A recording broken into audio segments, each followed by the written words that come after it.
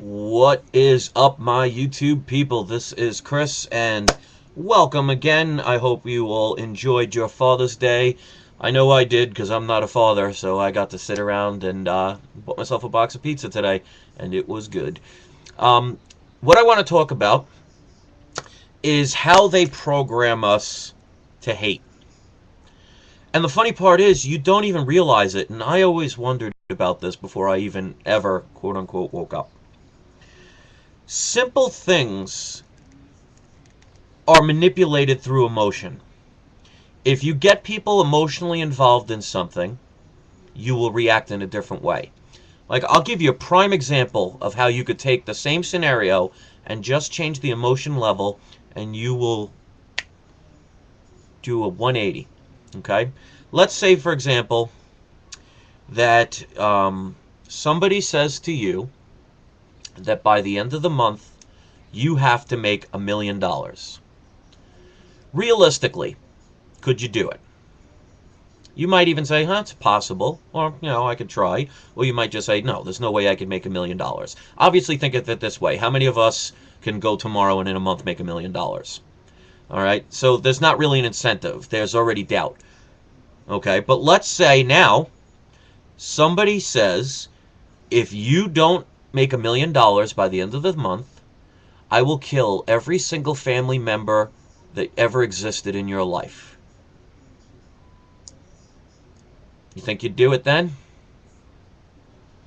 What has changed? The incentive. So when you get emotion involved, you react different.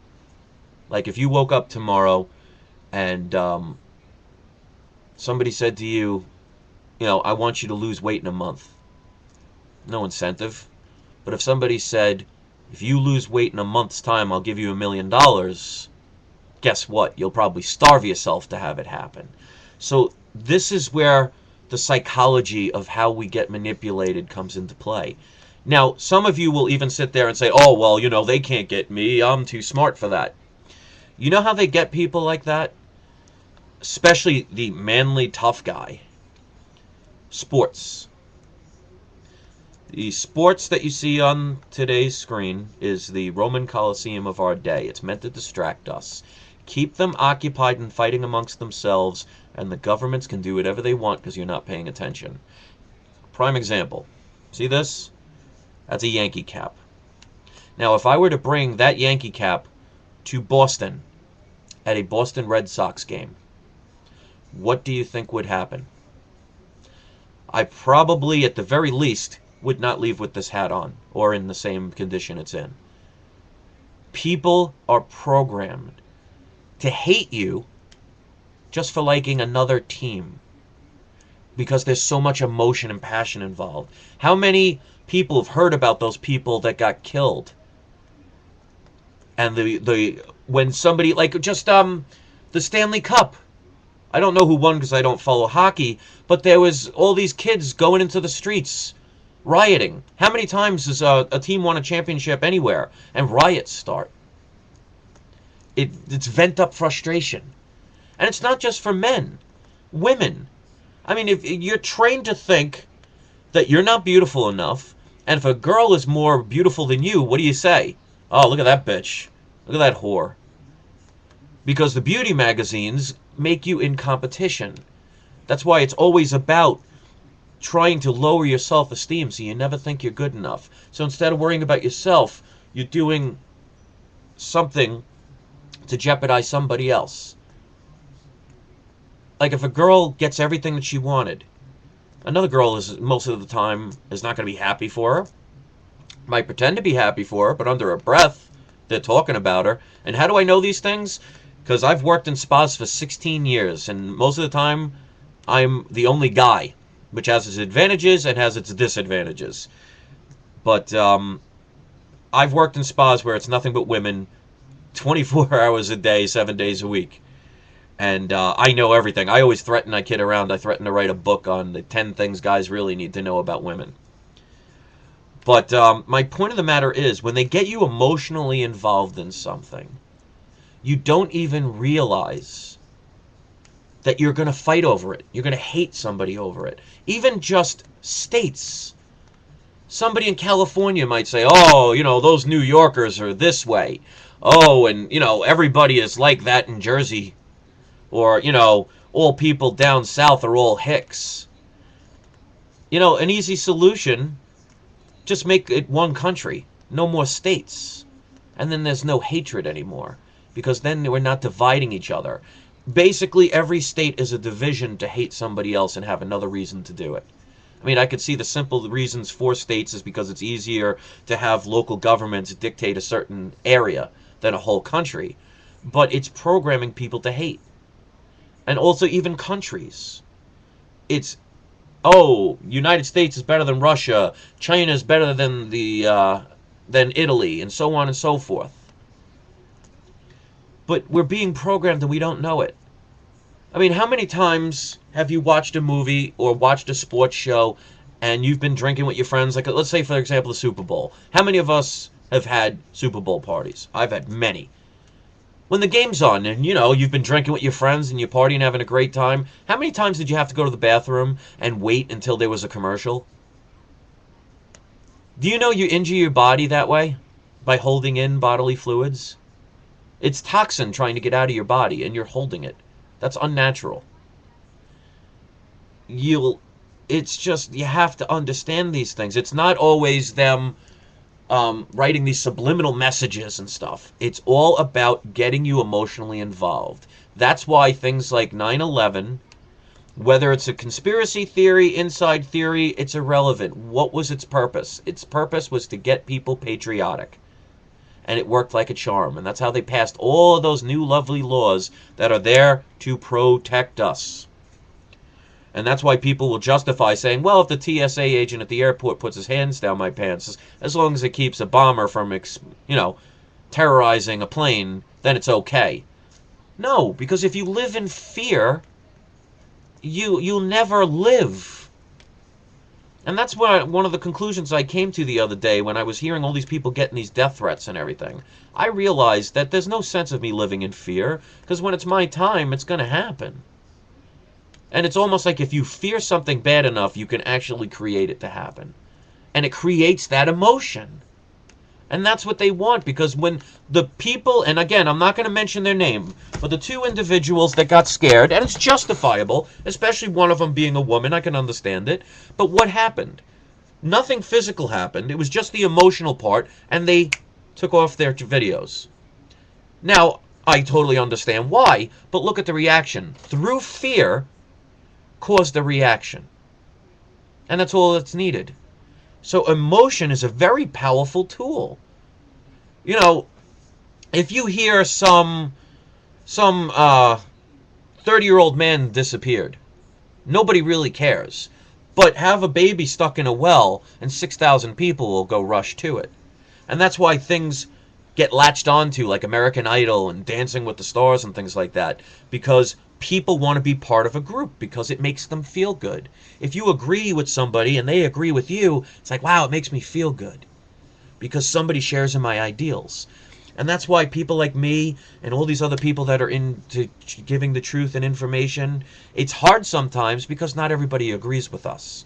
But that to me takes more strength than to climb aboard some train just because you want to be part of a group, even if you don't really believe in it, because you need people around you. People that are different tend to be more of a leader. And you could be that way too. But you have to remember, when you watch the news, think of it rationally. If you get emotionally involved, they hooked you. And then it doesn't matter what they say. Because if it makes you angry, you react. And that's why the best leaders are the ones that can stay calm under pressure. Like if you're in a burning building, if you panic, you make mistakes because your brain doesn't process things right. Because you have to deal with your heart rate, you have to deal with adrenaline, you have to deal with the confusion. And you get all discombobulated and you can't think properly. But if you stay calm, your brain can focus more of its energy on, okay, what do I do now? And that's not always easy, but you can achieve that. So you have to understand that we are being programmed. And it's the simple things. It's movies. It's music. People know more about Lady Gaga than they do their own government. Guys know more about Alex Rodriguez or whatever sports fan you worship than something that's important in life. You know, name the stats of Gandhi, Martin Luther King, Malcolm X, the people who, John F. Kennedy, the people who sacrificed their lives to try and make something better in this world. And I was part of that. And I still am. Oh, Yankees rule, Mets suck. New York Giants are great. Oh, forget the Dallas Cowboys. And some people, I never got to the point, like, I was mostly kidding around, but I've never wanted to punch somebody over it. How many people you go to these places, and then somebody else from another team goes to their ballpark, they're all cursing them out, and some people actually get into fights. Over what? A sports game? Watching a bunch of millionaires who could care? Watch this. You ready for this? Watch this. That's how much those people care about you. And that's why they get paid extraordinary amounts of money, because it gives you something to talk about. Distractions, and you don't realize it. Now, in a perfect world, wouldn't it be nice to be able to watch those things and just be entertained? Yes. I love baseball. But I can't sit there and justify somebody making $25 million a year and talking about how they're being treated unfairly when there are people starving in the streets. I think it's very hypocritical. And sometimes, if you learn to channel your energy and focus it on something better, you will achieve more than you can imagine. It's all about priority. Like I said in the beginning of this video, the only difference between you achieving something and not achieving something is how much passion is involved in it. I'm getting married this Saturday. It took me 40 years to find the right girl. I did not settle. I refused to settle. And that's why I'm marrying the best girl that ever could happen to me. And if you want to see my lovely future wife, she's actually on my channel. She's Gizmarane15. And if you don't know who that is, go on the front page of my channel and click on her website and you'll see her. Best thing that ever happened to me. Smart girl, beautiful, kind, considerate, everything I've been waiting for. But because I didn't settle, and how many times, and she knows how many people have lied to me over the years and how many people tried to scam me. It never worked. But I never let my emotions get to the point where I said, okay, the first person that's nice to me, I'm going to marry them. No. You use your energy in a positive way. And I never gave up, but I also never settled. So sometimes it takes a while to get what you want, but you have to work for it, and you have to do it the right way. It's easy to take the dishonest road, but it's not rewarding, because you wouldn't want what you've worked hard for stolen from you or tricked from you. And you definitely wouldn't want it to happen to your children. So why would you do it? So I understand it, but there's better ways. And that's why maybe I struggle, and I'm not rich, because I'm not willing to do what it takes to get there. I work hard. I work hard. But I do it the right way. And it's not easy. I get frustrated. My fiance hears some of the things that happen to me all the time. That's life. But I don't want to put a gun to my head. So if you're out there and you're angry and you're frustrated and you don't know why, it's because, but whether you want to believe it or not, you're being programmed. You're being programmed to hate. We're all jealous of each other instead of being happy with each other. How many people you see smiling down the street and they're like, oh, I hate that person, they're too happy. Or if somebody wins the lottery, when was the last time when they heard somebody won the lottery, when was the last time somebody said, wow, that's awesome, good for them? No, what do they say? Oh, look at those lucky SOBs. Why couldn't it be me? Think about that. And then I see people on other YouTube channels, and again, I don't call out names because it's just not my thing.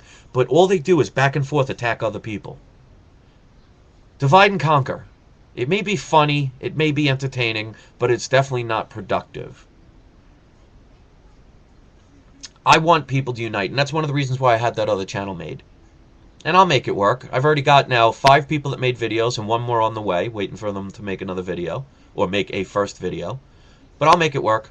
So guys, whether you want to believe it or not, we're being programmed one way, shape, or form. If you're a sports fan or anything else, you'll know.